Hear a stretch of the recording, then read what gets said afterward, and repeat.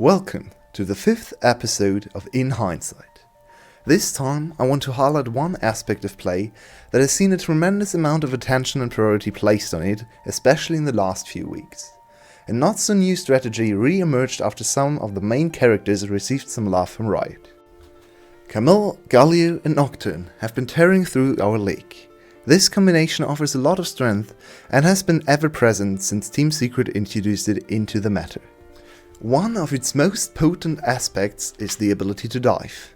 Dives, of course, are stable in professional play and may be one of the most different facets in League of Legends between professional, so-called coordinated play and the average solo queue experience.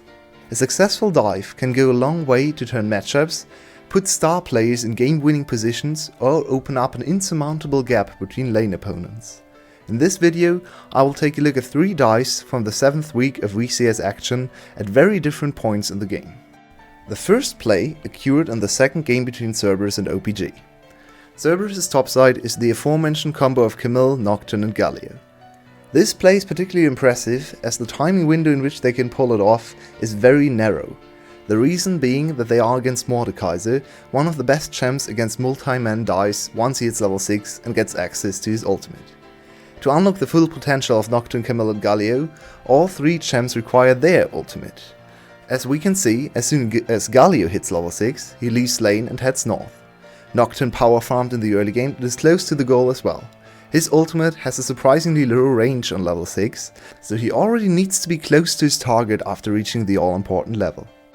After some good trades in the early laning phase, LL on his Camille has asserted his dominance and can basically control the wave at his convenience.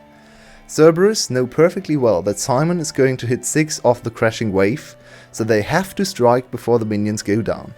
As soon as Nocturne reaches 6, LL initiates with his hookshot and everybody jumps in. To make matters even worse, OPG tried to salvage the situation by sending a 𝗬𝗂𝗘𝗧𝗏 to get some counter kills. He dies too, which adds fuel to the fire and deepens the gap that was opened after the dive. Cerberus runs away with the game and finishes it in under 27 minutes. Coming up next, this dive takes place a little bit later in the respective game between 𝗏𝗏 and 𝗏𝗏𝗏𝗏.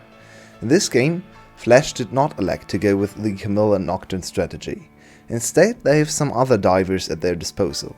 Most notable, support Pantheon, piloted by the best Pantheon player of the league, 𝗏𝗏𝗏𝗏. Additionally, this Pantheon is even more capable as he has the extra safety net of Fate's Call.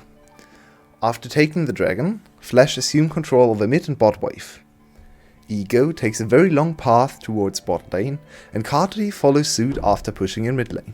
𝗬𝗏𝗏𝗏𝗏's bot lane even spots Ego and move off the turret, but 𝗏𝗏 possesses a lot of tools to continue the chase. Firstly, 𝗀𝗃𝗃𝗃 holds the 2 victims in place. 𝗏𝗏 call in on too, which enables them to prolong the CC chain even more.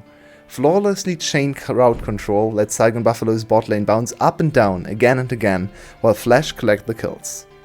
Even the defensive Galio ultimate is nowhere close to saving anyone here. On the contrary, he is very quickly added to the list of casualties too. After an already very one-sided early game, 𝗏𝗏 put the final nail in the coffin with this dive, and go on to win the game a mere 13 minutes later. Lastly, we go back to the coveted combo. Even though the kill score already looks dire at this point, EOS has been able to almost keep up with Cerberus in terms of gold through good rotational plays. The main target of this dive once again is 𝗬𝗂𝗕𝗏𝗏𝗏𝗏. This time around, Xerus of course has his Death Realm available to avoid the dive, but Cerberus still pulled the trigger. With Xerus moving out of the turret range, not even his ultimate can shield him against a very fat Camille, and he gets cut down pretty easily. 20 minutes into a game, 1 kill in bot lane wouldn't really lead to much. But unfortunately, EOS misread the situation completely and call in help. Tahm, Kench and Senna arrive to save the day, but are left with an even worse fate than Xerus. The dive trio continues their conquest of every remote part of the rift and do not even pay attention to any pesky buildings in their way. 3 kills and 2 turrets finally confirm a significant lead for Cerberus, and Camille especially came out with an insane advantage. She would go on to finish the game with a scoreline of 11-0-10. Once again, the dive yielded a lot for the team and opened up an even bigger individual gold gap between the 2 top laners than before, leading to an unsolvable problem in the side lane for EOS. The upsurge of diving compositions like Camille, Nocturne and Galio has only just started, and more teams are beginning to adopt it. We are in for some dark action for weeks to come. Thank you for tuning in to In Hindsight Episode 5, and don't forget to catch the games from Friday to Sunday over at twitch.tv/VCS English.